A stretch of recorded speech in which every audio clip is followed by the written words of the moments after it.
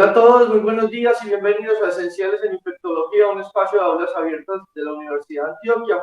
El día de hoy nos acompaña el doctor Jefferson Moreno, quien es residente del tercer año de Medicina Interna de la Universidad de Antioquia, para discutir el tema de criptococosis en general, porque es una entidad que es endémica entre nosotros, es muy frecuente, sobre todo en pacientes con VIH y en pacientes trasplantados, pero que no es una entidad exclusiva de estas poblaciones. Lo estamos viendo también en pacientes que reciben terapia biológica o en pacientes que tienen alguna inmunosupresión de base que no ha sido bien diagnosticada, por ejemplo, en pacientes diabéticos no controlados. De manera que esto es una entidad endémica entre nosotros que vamos a ver con alguna frecuencia, no solo en VIH, no solo en trasplantados, sino en otras poblaciones.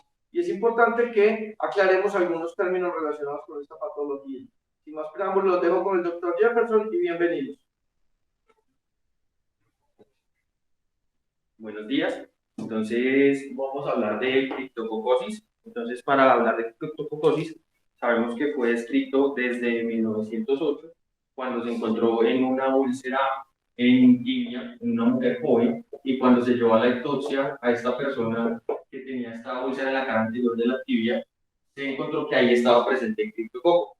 Más o menos hacia 1914 y 1916, se evidenció que este patógeno se encontraba muy frecuentemente en los pacientes que tenían neuroinfección y tenían manifestaciones de meningitis.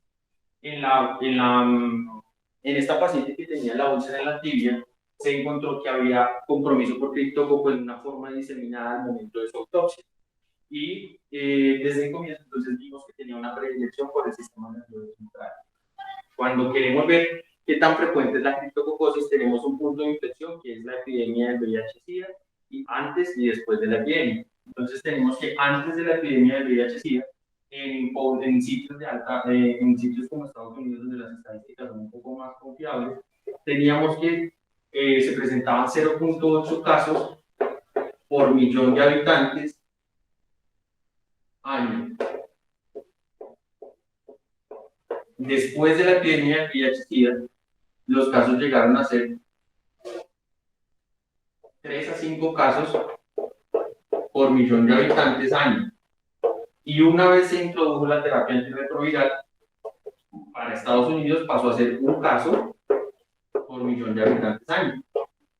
Y si queremos ver cómo es el comportamiento en Colombia, entonces tenemos datos de la encuesta de criptococosis realizada entre 1997 y 2005, en la que se toman más de 871 aislamientos, y tenemos que para Colombia la prevalencia global es de 3.7 casos por un millón de pacientes año. Entonces, esto no es 5, sino 50 casos y 3.7 casos por millón de pacientes años. Entonces, vemos que para datos de 2005 en Colombia tenemos una prevalencia de criptococosis mucho más alta que la de Estados Unidos o los países desarrollados. Y si lo vemos por regiones, para Antioquia y el centro del país, la prevalencia es de alrededor de 3.2 casos por 100 pacientes año. Entonces, vemos que aunque no es la enfermedad más frecuente, sí es una enfermedad que tiene importancia. Sí, señor. Entonces, es una enfermedad que tiene pues bastante importancia. Y cuando queremos ver esos 3.7 casos por millón de pacientes, en cuántos o en qué medio se da, sabemos que de esa misma encuesta colombiana, alrededor del 87% de los pacientes eran hombres, alrededor del 80% de los pacientes tenían infección por VIH o convivían con VIH, la mayoría rondaba los 36 años y el predominio de la infección era sistema nervioso central, otros tenían el sistema nervioso central y otro órgano, o sea, la forma diseminada, y un menor porcentaje de pacientes tenía compromiso del pulmón, muy similar a lo que tenemos para otras naciones. Entonces, ahí saber que es muy importante si el paciente tiene VIH, pero no es exclusivo de ellos, también vamos a tener que poder presentarse trasplantados. son los dos grupos más grandes, y pacientes que tienen inmunosupresión no VIH, no trasplante.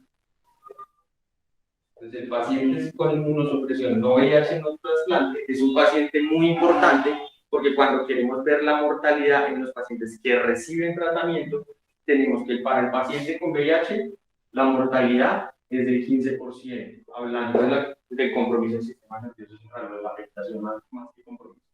El trasplantado, 12 al 15%. Pero cuando vemos la mortalidad en pacientes inmunosuprimidos, no VIH, no trasplantado, la mortalidad ronda el 40%. Entonces es un grupo que fallece más a pesar del tratamiento. Y este grupo, como podemos ver, es un grupo muy grande, porque siempre lo estamos definiendo por lo que no tienen.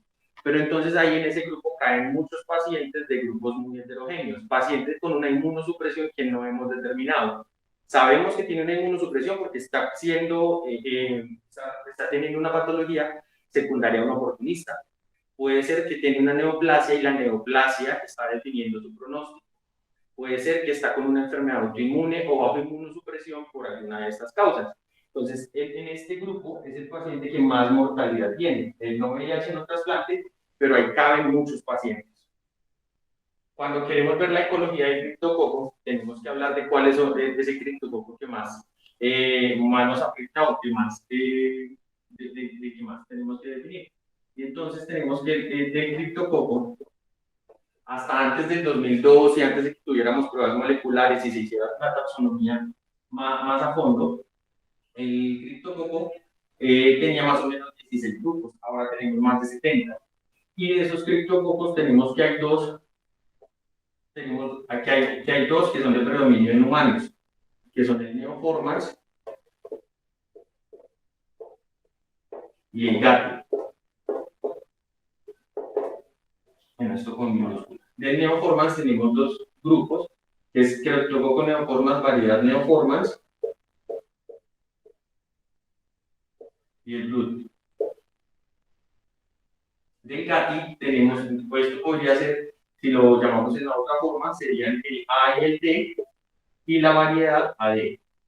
Y en el GATI tenemos la variedad B y C. Y dentro de ellos tenemos ya otros 5 grupos. Entonces, ¿por qué son importantes estos dos? Porque cuando queremos comparar a Neoformans con GATI, tenemos una epidemiología muy diferente. Neoformans, con sus dos variedades, Neoformans es de predominio global. Neoformans es de predominio global. Neoformans está asociado, está asociado o se puede aislar desde las excretas de las palomas y otras aves, incluyendo aves de corral. El GATI es de predominio, o pues las descripciones iniciales lo ponen en el trópico o en el subtrópico. Este nunca ha sido aislado de los excrementos de las aves y por el contrario tiene una clara asociación con las plantaciones de eucalipto que se tomaron pues desde Australia y se sembraron en los trópicos, en las regiones trópicos y tropicales de muchas zonas del mundo.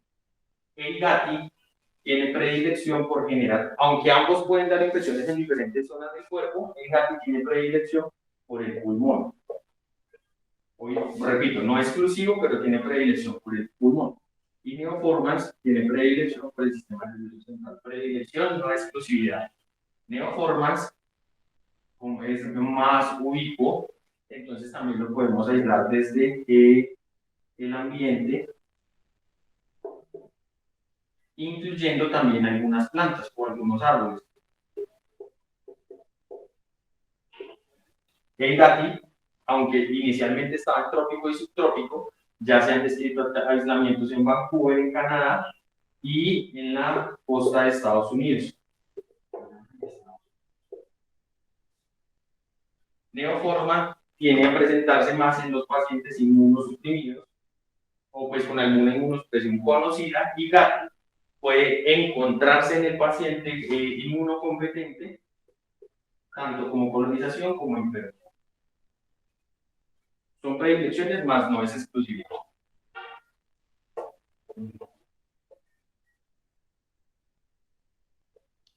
Entonces, el criptococo es una levadura y tiene como levadura una característica muy importante, y es que es una levadura con cápsula, y es una cápsula de polisacáridos.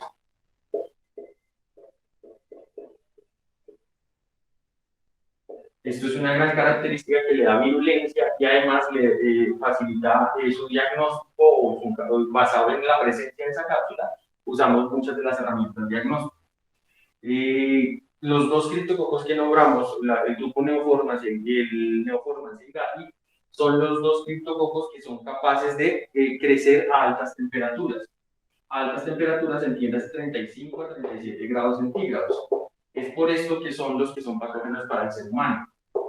Otro factor, pero dejan de crecer cuando llegamos a 40 grados centígrados. Cuando llegamos a 40 grados centígrados ya no son capaces de crecer. Otro factor de virulencia importante del criptococo es la cápsula. La cápsula es capaz de interactuar es capaz de fijar complementos, es capaz de interactuar con las citoquinas, de disminuir su efectividad, de dificultar la fagocitosis por los macrófagos, es capaz de inhibir la actividad de los CD4 y los CD8. Entonces la cápsula tiene es un factor principal de virulencia, la capacidad de crecer a alta temperatura y la presencia de la casa que le permite sintetizar melanina. Y esta síntesis de melanina es lo que da como característica que en algunos cultivos tomen coloración marrón o oscura, y esta síntesis de melanina a partir de norepinefrina, de dopamina o de sustancias de las que se puede hacer o que le sirvan como sustrato, es lo que sugiere por qué tiene tanta predilección por el sistema nervioso central, que es donde más tenemos concentraciones de este tipo de sustancias, derivadas pues de los neurotransmisores. Esta melanina que el microorganismo es capaz de sintetizar a partir de esta enzima favorece que él pueda evitar la oxidación. Y al evitar la oxidación favorece que la levadura perdure. Hay otra cosa muy importante de la cápsula de polisacárido de este hongo, y es que la cápsula de polisacárido es de diferente grosor cuando el criptococo está siendo aislado de un cultivo a cuando el criptococo está siendo aislado de un tejido o de un ser vivo. Y es que cuando está siendo aislado de un ser vivo, la cápsula es muchísimo más gruesa. Y este grosor aumenta cuando la levadura está expuesta a más CO2, a más urea o a un ambiente más hostil, lo que sugiere que entre más gruesa sea la cápsula, el microorganismo es más virulento, y que esto lo hace en respuesta al ambiente hostil al que está sometido. Cuando el criptococo, vemos la cápsula de un criptococo que proviene de un cultivo, la cápsula es mucho más delgada porque no está sometido a un ambiente hostil.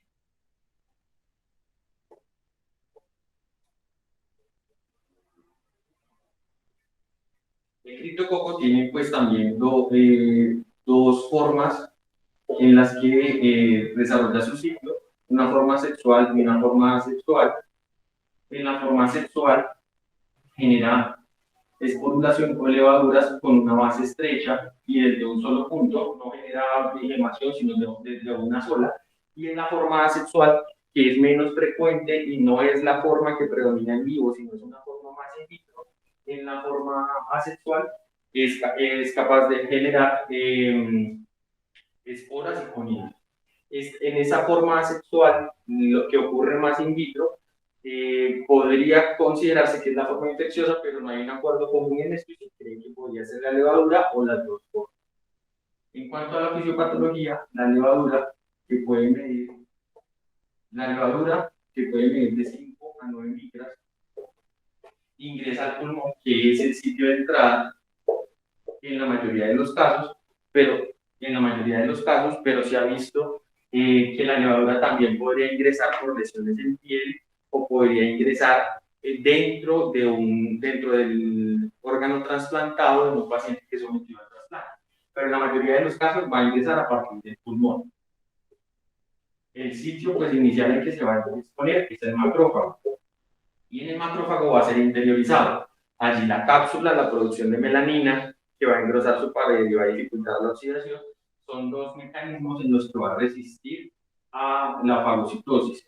Y en el macrófago va a inducir una respuesta TH1 y TH17, que son las dos respuestas que van a guiar la respuesta para controlar esta levadura. Y entonces ahí vamos a tener que la virulencia o el desarrollo o la enfermedad a partir de la infección por criptococo va a depender de tres cosas. Lo primero es la carga del inóculo, la inmunosupresión del huésped o de la persona que está siendo infectada y la virulencia del microorganismo. Entonces, en la virulencia ya vimos las tres características. En la carga de inóculo va a depender del ambiente al que el paciente se está exponiendo y la inmunosupresión es la que nos va a dividir estos tres grupos. Estos tres grupos o un paciente sin inmunosupresión. Entonces, un paciente sin inmunosupresión, esa respuesta TH1 y TH17 va a ser capaz de matar las levaduras si el inóculo no es tan grande, esas levaduras van a empezar a destruirse y simplemente va a generar inmunidad. Pero si la carga o el inóculo es grande y el paciente es inmunocompetente, lo que el organismo va a desarrollar es la formación de granulomas. Entonces tenemos la opción de que si el inóculo es pequeño, lo destruye por completo. Si el inóculo no es tan pequeño, va a favorecer la formación de granuloma. De aquí el factor de el interferón gamma y el factor de necrosis tumoral. Entonces, cuando el inóculo es pequeño, lo va a destruir, pero si el inóculo no es pequeño, el interferón gamma y el factor de necrosis van a guiar una respuesta que va a formar granulomas. Y esa formación de granulomas va a hacer que en el huésped inmunocompetente yo pueda encontrar granulomas, igual que pasa con histoplasma, igual que pasa con TBC, en el que se contuvo la infección y no está generando enfermedad. Y es lo que explica por qué hay pacientes que, por ejemplo, migran a Estados Unidos o migran a Europa, cuando se evalúa el desarrollo de criptococosis en ellos, y los pacientes migraron hace más de 10, 20, 30 años, se hacen pruebas moleculares y el criptococo que les está generando enfermedad es el mismo que circula en África y no el que circula en los sitios donde se está haciendo el diagnóstico. Lo que sugiere que a partir de estos granulomas podría haber una reactivación. Cuando el paciente ya deja de ser inmunocompetente y se torna inmunosuprimido por alguna razón, VIH, trasplante, medicamentos. Y la otra teoría, como siempre, es que uno tenga exposiciones constantes y pueda hacer una infección aguda y volver a hacer pues, el manejo de las levaduras y la inmunidad. Entonces, cuando ya el paciente tiene compromiso de su inmunidad, entonces lo que puede hacer es una reactivación, o podría ser una infección en la que no es capaz de controlar la respuesta y la infección se va a diseminar o a migrar a otras localizaciones. Diseminar o migrar. Y cuando migra a otros sitios, entonces tenemos los tres sitios donde más se va a presentar la infección. O los tres sitios donde más frecuente lo vamos a ver. De ahí saber que el criptococo se ha aislado en todos los tejidos del organismo. Entonces podemos encontrarla en cualquier parte del cuerpo, pero siempre vamos a tener tres sitios en los que predominan, y son el sistema nervioso central, en orden de frecuencia, infección en pulmón y infección en piel. Son los sitios más frecuentes, pero les repito, no son los únicos. Y otros como mención especial, que aunque no son los más frecuentes, sí son de importancia, que son los ojos y la próstata. Entonces, en sistema nervioso central, que es por donde más predilección va a tener, es capaz de hacer desde una meningitis aguda, una meningitis crónica, de acuerdo al nivel de inmunosupresión que el paciente tenga, una meningoencefalitis, la formación de un criptococoma y la consecuencia de la formación de criptococomas o de las lesiones en diferentes zonas, no necesariamente tan grave como un criptococoma, y es el aumento de la presión intracraneana. Y formas secuelares derivadas de este aumento de la presión intracraneana intracraniana en una forma crónica, que serían demencia o la formación de secuelas derivadas de radiación. En el pulmón puede tener una forma aguda o una forma casi siempre crónica, que va a variar, y en la piel muchísimas manifestaciones. Vamos a empezar por el sistema nervioso central. Entonces, lo destacable o lo más importante, meningitis o meningoencefalitis. Pues porque realmente las lesiones no son exclusivas de las meninges, las lesiones por criptococo. Entonces, lo siguiente sería el aumento en la presión intracraniana derivado del tamaño del criptococo. Dijimos que tenían las levaduras entre 5 y 9 micras, y esto es mayor al tamaño que tienen los poros para la reabsorción del líquido cefalorraquídeo en aracnoides. Entonces se van a obstruir y se cree que eso podría ser lo que contribuye al aumento de la presión intracraniana. Derivado de esto, pues el efecto de masa, la herniación y el daño pues de los tejidos y las secuelas que puede dejar la infección. Y lo otro sería el criptococoma, que es cuando ya las lesiones son de gran tamaño y tienen pues también un efecto de masa. Entonces, de estas alteraciones en el sistema nervioso central, vamos adelantando un poquito de los diagnósticos para aprovechar, y es que en la meningitis, el líquido cefalorraquídeo de los pacientes con criptococo tiene varias características, y es que la glucosa está baja,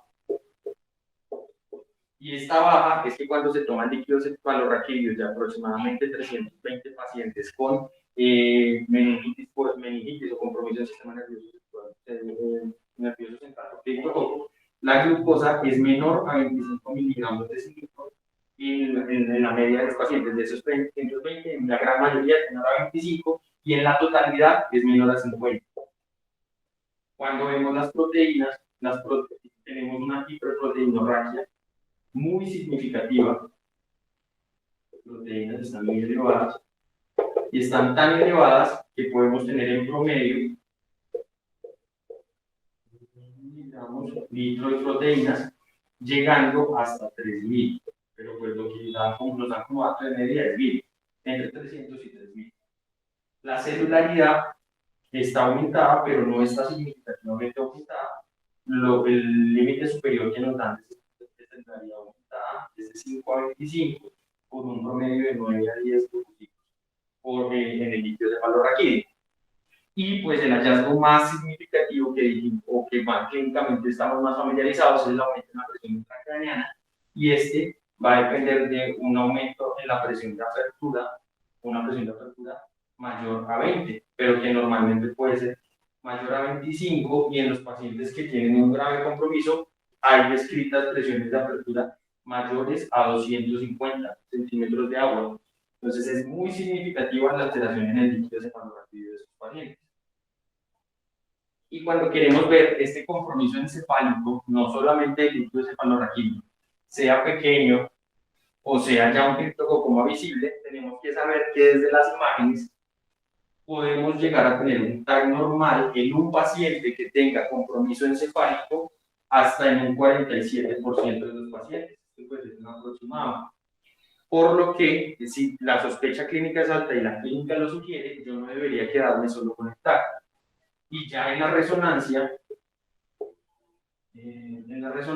yo esperaría que el paciente pueda tener, yo pueda ver las lesiones muchísimo más fácilmente, o se me podría llegar a escapar alrededor de un 2% de lesiones, pero pues lo más usual es que sea superior a la tomografía, y eso es a lo que debemos apuntar, que como la predilección es por el sistema nervioso central, debo tratar de hacer el diagnóstico. Dijimos que el otro compromiso importante era el pulmón, que era el sitio de entrada, pero la manifestación en el pulmón, como dijimos, se puede limitar a un granuloma o puede hacer una infección aguda o crónica.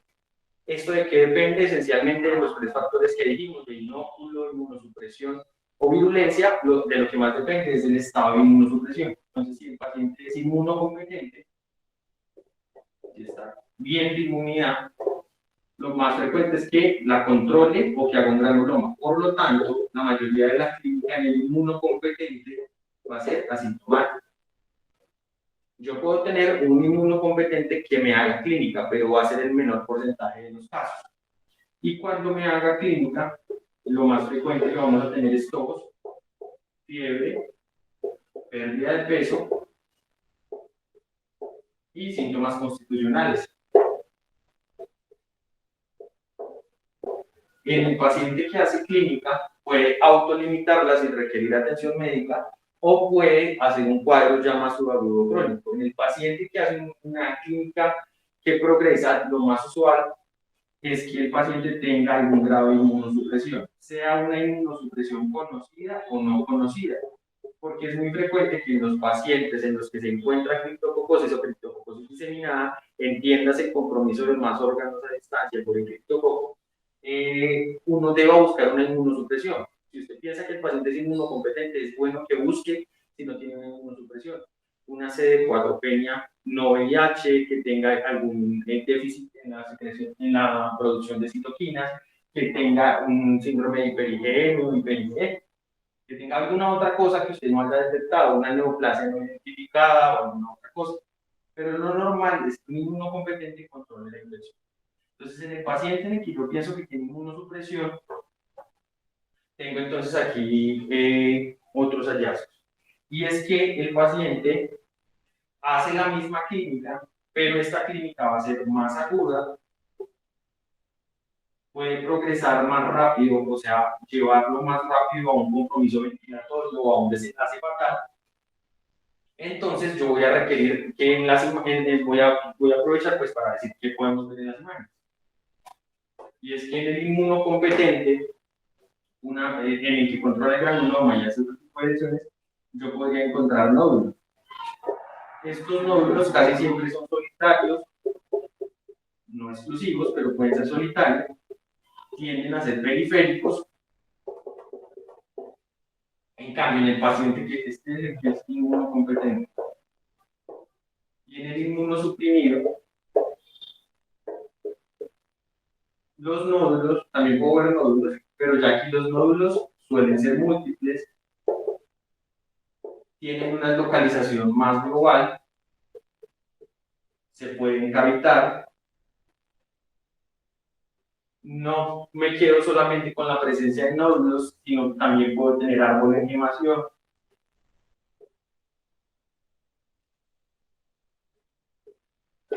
Puedo tener cavitaciones, árbol de gemación, podría tener derrames de pequeño tamaño, o podría tener consolidaciones.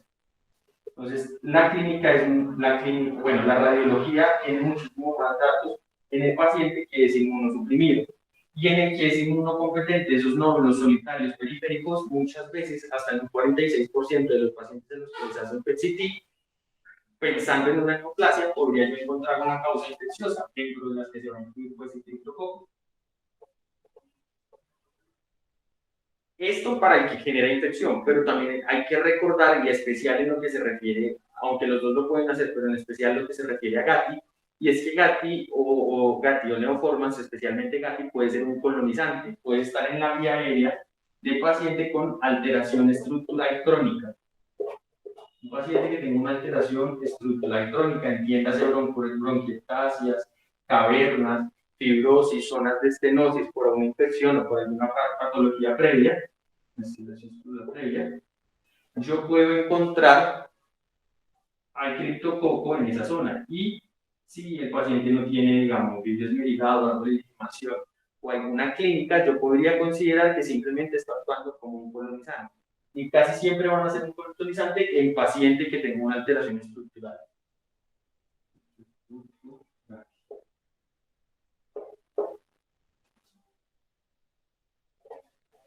Cuando pensamos en la piel, el 10 al 15% de los pacientes pueden tener compromiso en la piel. Y si estamos pensando en pacientes que tienen compromiso del sistema nervioso central, el 35% de esos pacientes con compromiso del sistema nervioso central también van a tener lesiones en la piel. Pero aquí viene lo heterogéneo y lo difícil que es pues la semiología dermatológica. Y es que las manifestaciones pueden ser demasiado amplias. Nódulos, pápulas, Algo muy relevante y que es muy característico cuando uno ve un paciente con VIH es que estas lesiones, nódulos pápulas, pueden ser semejantes a, pueden ser pápulas umbilicadas o no umbilicadas, y pueden dar la impresión de que uno está viendo un molusco contagioso. Entonces son lesiones molusco contagioso-like. Entonces uno no debería quedarse, si ve esas lesiones sugestivas de molusco contagioso, con que solamente corresponden a esto, sino decidir en beneficio del paciente y obtener una muestra para histología y estar seguro de que eso no es un criptococo. Porque como dijimos, hasta el 35% del que tenga lesiones de compromiso del sistema nervioso central va a tener afectación en piel. Entonces, pensar con malicia y que lo que parezca molusco contagioso en un paciente inmunosuprimido podría llegar a ser criptococo contagioso.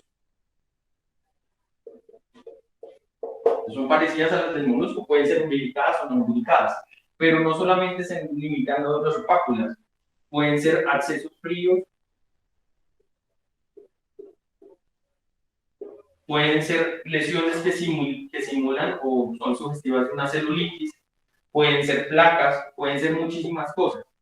Hay lesiones descritas similares a acné. Entonces, yo tengo que pensar en que el compromiso puede ser muy heterogéneo y pensar con malicia, pero pues a destacar o como para no olvidar es los nódulos, pápulas y lesiones molusco contagioso like. De estos pacientes que tienen compromiso en piel, yo puedo hacerlo porque entro en una forma diseminada, pulmón, hematógeno y se sembró en la piel, pero también lo puedo tener desde contacto directo. Entonces, si el paciente tiene un antecedente de una lesión, trauma vegetal o trauma con alguna cosa que me sugiera un sitio de entrada y ahora tengo una lesión, también puedo pensarlo como un sitio de entrada. Entonces ya nombramos sistema nervioso, pulmón y piel, pero también dijimos que podía estar en cualquier órgano y entonces a resaltar aquí que la próstata sin síntomas puede ser un reservorio del criptococo. Entonces, a tenerlo en cuenta cuando estamos dando tratamiento, de que puede que yo ya no tenga aislamientos en el sistema nervioso o el pulmón, pero el paciente, si yo no lo trato por el tiempo que debe ser, este reservorio podría generarme más infección y puede ser compromiso infiltrativo de la próstata, pero también pueden haber criptococomas o lesiones sugestivas de un criptococoma. Y en el ojo, lo relevante es la gravedad de su compromiso. Y es que no solamente es una endoftalmitis, puede ser desde una neuritis óptica, compromiso de los músculos extraoculares, compromiso de la retina y hemorragias o lesiones algodonosas al fondo de ojo. Algodonosas.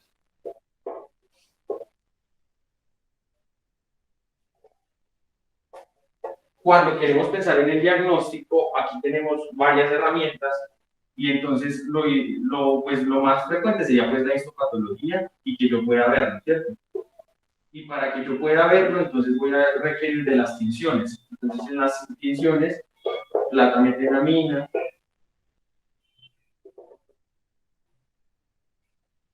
tinciones en las que yo pueda usar estrategias para que sean fluorescentes, lo podría ver en hematoxilina de eosina, pero pues en todas estas tensiones, en estas tensiones ya de menor rendimiento va a depender de la experticia de la persona que lo está viendo. Y lo que vería es que alrededor donde debería estar la cápsula voy a ver menos tensión. Pero también puedo usar tensiones cuando estamos viendo el criptococo en el líquido cefalorraquídeo. Y cuando lo estamos viendo en el líquido cefalorraquídeo, algo de amplia relevancia es la tinta china. Y es que la tinta china en un paciente que tiene criptococosis en el sistema nervioso central, en un paciente VIH me podría mostrar el criptococo hasta un 80%, y en un paciente no VIH o que no convive con el VIH, alrededor del 50%. Entonces tiene amplia utilidad. En otros líquidos corporales diferentes del líquido cefalorraquídeo, el rendimiento es mucho menor para la tinta china. Pero entonces recordar la utilidad en el sistema nervioso central. Otras cosas que yo podría hacer son los antígenos capsulares para criptococo. Entonces, para el antígeno capsular tenemos el antígeno capsular de criptococo. Estamos usando pues los polisacáridos que estaban en la cápsula de criptococo y el antígeno capsular. Tengo pues como dos opciones grandes. Y es el lateral flow y el que está hecho pues por ELISA. Perdón, ELISA lateral flow. El que está hecho por lateral flow, el que está hecho por látex, perdón. Látex y lateral flow. Entonces, las diferencias grandes es que el de lateral flow es una prueba que me permite hacerse en contacto con el paciente. Entonces, yo tengo el paciente, tengo la muestra, hago la prueba y tengo un resultado muchísimo más rápido. El látex requiere un poco más de tiempo, pero también nos da resultados muy relevantes. Nosotros casi siempre disponemos desde el látex. El rendimiento de este antígeno capsular es muy bueno en líquido cefalorraquídeo y en plasma. Es donde mejor rendimiento tiene. En ambos, con sensibilidades, especificidades y valores predictivos superiores al 90% para los dos escenarios. Entonces es muy bueno. Nos ayuda muchísimo en el diagnóstico de criptococosis, tanto en líquido cefalorraquídeo como en plasma. El rendimiento es menor en el lavado broncoalveolar, pero pues también se puede usar en el lavado broncoalveolar. Lo ideal sería pues sistema nervioso central y en plasma. Y cuando yo lo uso, tengo formas de que me lo reporten como positivo o negativo, que está presente o no está presente, o que me lo reporten por diluciones. Cuando me lo reportan por diluciones, me podría servir para el seguimiento, para yo ver durante el tratamiento cómo el paciente va disminuyendo los títulos, o cuando sospecho una recaída o una reinfección, cómo van aumentando. Para ese escenario me podría servir. Pero lo más frecuente en nuestro medio es que lo tengamos como positivo o negativo. El antígeno capsular nos ayuda entonces pues, para el diagnóstico muchísimo, la histología, y existen técnicas como PCR o esas cosas, pero dado que el antígeno capsular es tan bueno, a esas técnicas no estamos tan expuestos y no tenemos pues la disponibilidad. Cuando ya tenemos pues el diagnóstico de criptococosis, porque lo demostramos, porque tenemos una clínica y tenemos un contexto de inmunosupresión o algo que lo favoreció, debemos pensar en el tratamiento. Y para el tratamiento tenemos que la mayoría de los datos provienen de pacientes que conviven con VIH, porque es la población pues, más grande donde lo hemos tenido, y la mayoría de datos de la neuroinfección, un compromiso con el sistema nervioso central con paciente con VIH. Y entonces el tratamiento se va a dividir en tres fases o tres periodos. Va a tener una fase que es de inducción, que en general va a ser de 2 semanas. Aunque hay estudios que buscan reducirlo a 1 semana o modificar o combinar terapias, debemos quedarnos que en general es de 2 semanas. Esa inducción de 2 semanas va a ser con amphotericina,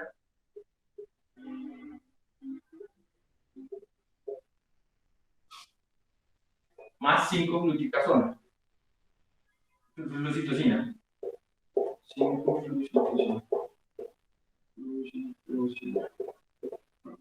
Esas 2 semanas de amphotericina, en el caso de que usemos de oxicolato, es de 0.7 kilo, o si es liposomal, va a ser de 3 a 5, digamos, kilo 10. Y la cicloflucitocina va a ser de 50 a 100, dependiendo pues, de la función renal, va a requerir ajustes. Entonces, las 2 primeras semanas van a ser amphotericina y cicloflucitocina, monitorizando el compromiso en el electrolítico, potasio, magnesio, y en la cicloflucitocina el compromiso renal, el compromiso hepático y el compromiso también pues, en los electrolitos, pero destacando el compromiso renal y hepático.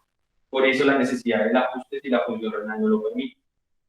Cuando el paciente recibe este tratamiento de inducción, centrándonos en el sistema nervioso central o en una forma diseminada o grave, a las 2 semanas yo ya debería haber mejoría clínica y esa mejoría clínica me permitiría pasar pues, a la siguiente fase.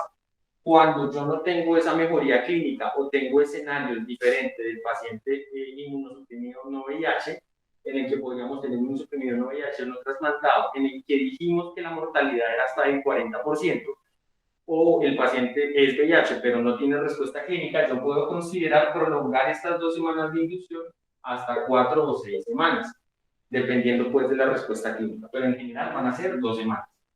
Luego de que yo paso esta fase de 2 semanas, voy a tener una fase de mantenimiento y una fase de supresión. En esa fase de mantenimiento es cuando entra el fluconazol.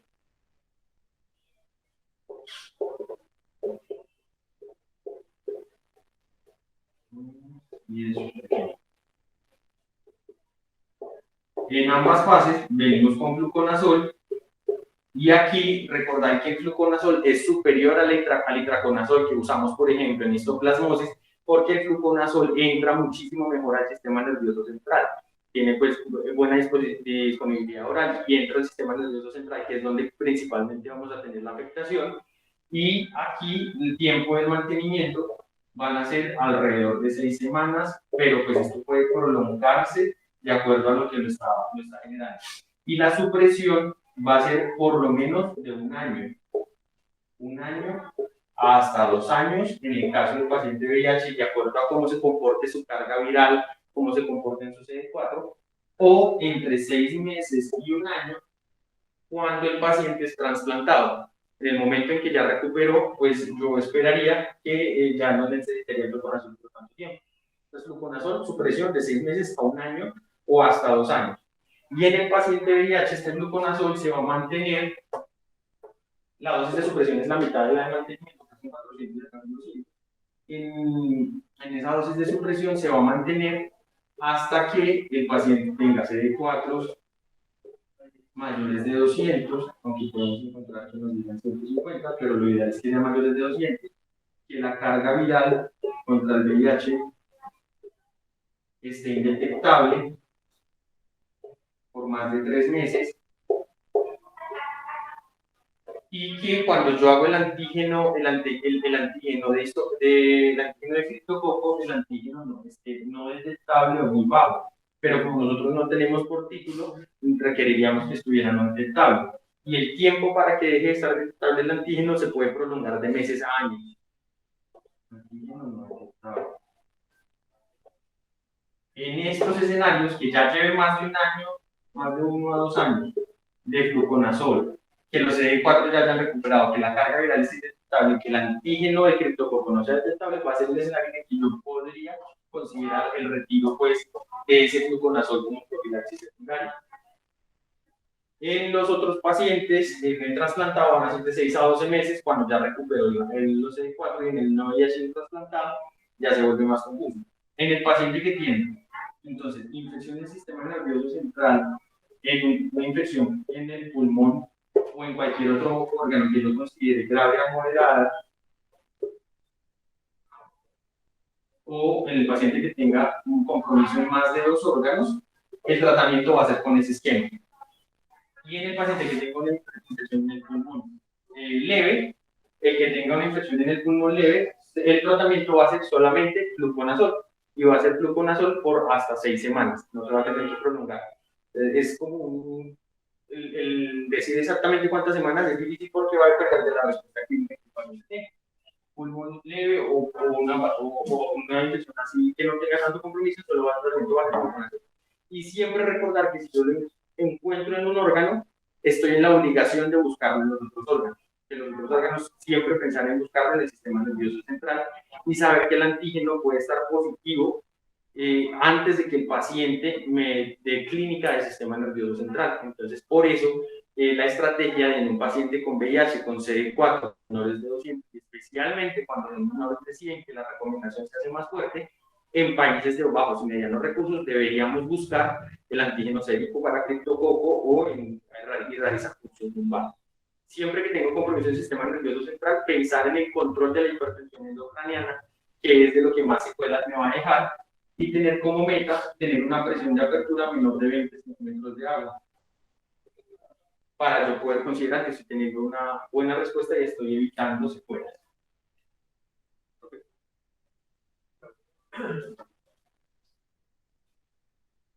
Muy bien.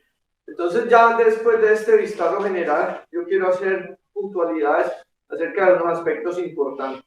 Entonces, lo primero, estamos hablando de una infección que compromete principalmente el sistema nervioso central y como tal debemos considerar siempre este órgano como el órgano blanco en todos los pacientes.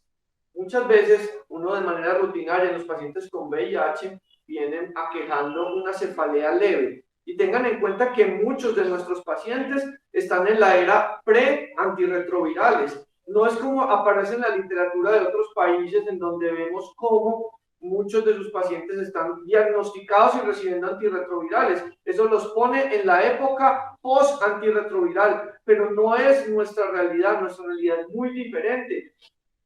En nuestros pacientes estamos en la era pre-antirretrovirales porque no hacemos búsqueda activa de pacientes, porque nuestros pacientes infectados están llegando a las fases avanzadas de la enfermedad, a la fase de SIDA, sin saber que están infectados, cosa diferente a aquel que es diagnosticado y no quiere prestarle atención al tratamiento y al seguimiento. Pero el grueso de la población son pacientes que no son diagnosticados a tiempo y que llegan a la fase SIDA en una forma avanzada. En estos pacientes, de manera rutinaria en los programas, les estamos pidiendo un látex en suero para criptococo y a algunos de ellos les da positivo.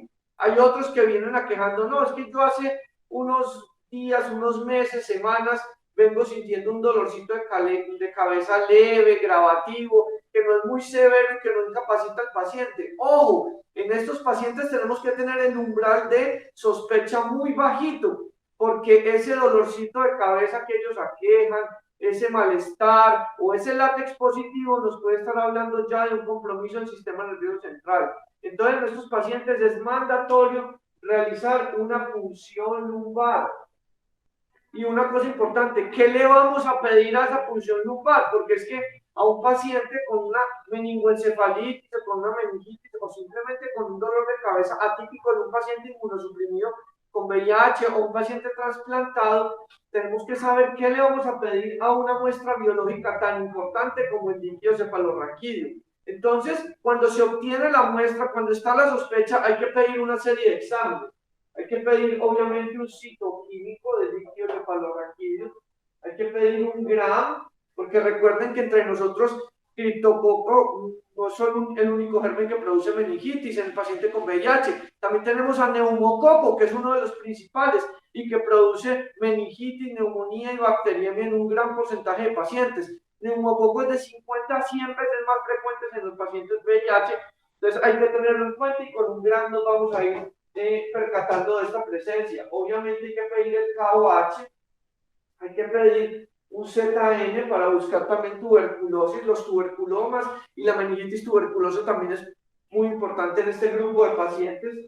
Hay que pedir un ADA y aquí en el ADA quiero detenerme un momento porque es que tener un ADA elevado, un ADA de 10 o un ADA de 15 no significa inmediatamente que tenga tuberculosis el paciente, significa que hay una inflamación en el sistema nervioso central y dentro de ellas tuberculosis es solamente una de ellas. No consideren entonces ADA elevado como diagnóstico irrefutable de tuberculosis. Esto requiere una corroboración microbiológica para determinar que este ADA elevado es verdaderamente consecuente con una tuberculosis, pero esto solamente nos habla de inflamación y dentro de las inflamaciones debemos considerar también a criptococo. Entonces hay que pedir un ADA, hay que pedir un BDRL, porque es que estos pacientes no solamente tienen VIH, pueden tener sífilis, y dentro de la sífilis tener una neurosífilis. Y resulta que de las manifestaciones más frecuentes de la neurosífilis está la forma meningia, la meningitis, que en algunas partes llaman meningitis aséptica, pero que en este contexto podemos estar diagnosticando entonces con un BDRL en el líquido cefalorraquídeo. Hay que pedir un cultivo para piógenos, para aislar a neumococo o a otras bacterias piógenos, entre ellas listeria, que también es un germen que produce meningoencefalitis. Hay que pedir cultivo para hongos, y entonces allí vamos a aislar a criptococo, a histoplasma principalmente, y hay un cultivo para micobacterias, para poder aislar a tuberculosis o micobacterias no tuberculosas como el complejo MAC. También las nuevas pruebas moleculares, el diagnóstico molecular en nuestro medio es accesible y tenemos entonces forma de hacer diagnóstico molecular de las enfermedades infecciosas en tan rápido como 2 horas después de llegar la muestra al laboratorio, de manera que hay que solicitar estas pruebas para poder tener acceso a ellas. Y estamos hablando entonces de la PCR para tuberculosis y del FilmArray, que son todas estas herramientas moleculares. Esta es una PCR múltiple, esta es una PCR exclusiva para tuberculosis, que nos ayudan mucho en el diagnóstico molecular de las enfermedades infecciosas en este grupo de pacientes. Entonces estamos hablando de un paciente con una meningoencefalitis o con una meningitis o con una cefalea en un paciente inmunosuprimido, donde debemos, a través de una muestra sencilla de tomar como un líquido cefalorraquídeo, poder llegar al diagnóstico etiológico del cuadro meningoencefálico o meningítico que tiene nuestro paciente. De otro lado, refiriéndome específicamente a criptococo, debemos tener en cuenta que una cosa es el paciente inmunosuprimido y otra el inmunocompetente, del cual pues tienen muchos bemoles cada uno de ellos. Definir un paciente inmunocompetente hoy en día es bastante difícil porque implica una serie de moléculas que no estamos midiendo y que son difíciles de cuantificar, pero del inmunosuprimido debemos tener en cuenta una cosa, y es que para ambos aplica, es que usted tiene la levadura de criptococo con su cápsula y la semiología y el daño que produce y la sintomatología que produce el hongo va a depender desde la respuesta inflamatoria que genere el hospedero frente a la presencia de esta levadura. En tal sentido, el inmunosuprimido va a tener menos síntomas, porque esta respuesta inflamatoria frente a la presencia de la levadura es cada vez menor. Hay una presencia de una gran cantidad de levaduras con mínima reacción inflamatoria, y eso usted lo puede ver en el líquido cefalorraquídeo.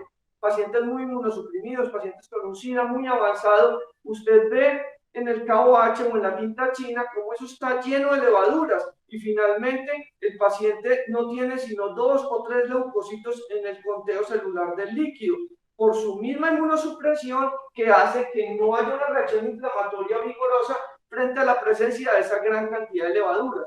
Esto, digamos que en términos generales es favorable para el paciente, porque el daño colateral que produce toda esta reacción inflamatoria es lo que da no solo la sintomatología, sino también las secuelas.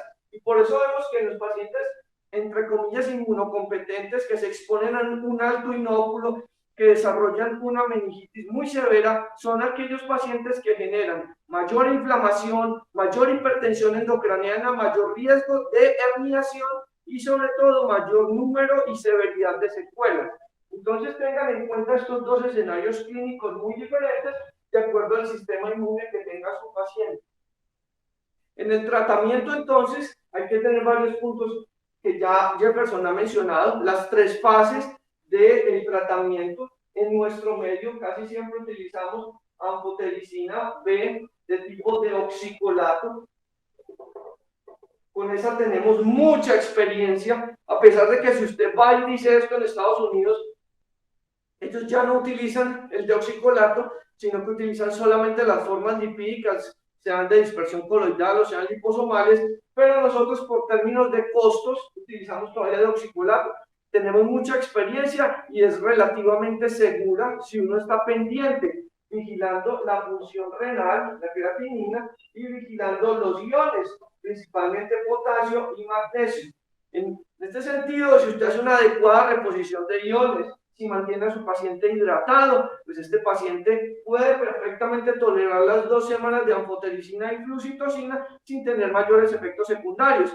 Tengan en cuenta también que todos estos efectos secundarios, tanto a nivel renal como de iones, son reversibles cuando el paciente suspende el medicamento, a menos que usted lo lleve a tal grado de deterioro de la función renal que sí pueda tener un daño indefinido y a largo plazo. Lo último que quería mencionarles es en los pacientes con terapia antirretroviral, qué hacer con ella cuando tienen VIH y cuando tienen criptococo. En general, usted trata al paciente la fase de inducción con anfoema flucitocina y espera 2 semanas, la fase de inducción de 2 semanas con esto, para después iniciar la terapia antirretroviral altamente efectiva. Porque si usted inicia concomitantemente estas dos, eleva los CD4 y aumenta la inflamación a nivel del sistema nervioso central, produciendo entonces más hipertensión endocraniana, más efectos secundarios y por supuesto más secuelas. De manera que usted hace su fase de inducción 2 semanas y posteriormente inicia terapia antirretroviral con algunos de los esquemas que tenemos autorizados en nuestro país y con eso hace una recuperación inmunológica, pero tenga en cuenta que hay pacientes que le pueden hacer lo que llamamos el IRIS o la respuesta inflamatoria asociada a la recuperación inmunológica. En estos casos, usted va a ver un recrudecimiento de los síntomas, un aumento de la cefalea, un aumento de los síntomas neurológicos que están relacionados con eso. El problema es cuando usted no sabe bien si el paciente está teniendo una recaída, si es un iris, si es una reinfección o qué está pasando en estos casos, porque como les decía el doctor Jefferson, la determinación del látex cualitativo, porque el cuantitativo no se hace en todos los sitios, pues no nos está permitiendo este tipo de cuantificaciones que nos oriente más a si se trata de un iris, de una recaída, de una reinfección. Creo que ahí había una pregunta. Creo que alcancé a ver una pregunta antes de que terminemos. No había preguntas, entonces bueno, esto era todo lo que teníamos para contarles el día de hoy acerca del criptococo, un hongo endémico, un hongo muy importante en nuestro medio, no está restringido únicamente a pacientes inmunosuprimidos, también le puede dar a la población entre comillas inmunocompetente, diabéticos mal compensados, pacientes con algún trastorno específico de la inmunidad celular o humoral, para que lo tengan en cuenta y apliquen de alguna manera todo este tipo de herramientas diagnósticas y terapéuticas que tenemos disponibles. Esto fue Esenciales en Infectología, un espacio de aulas abiertas de la Universidad de Antioquia y nos vemos en 8 días. Muchas gracias.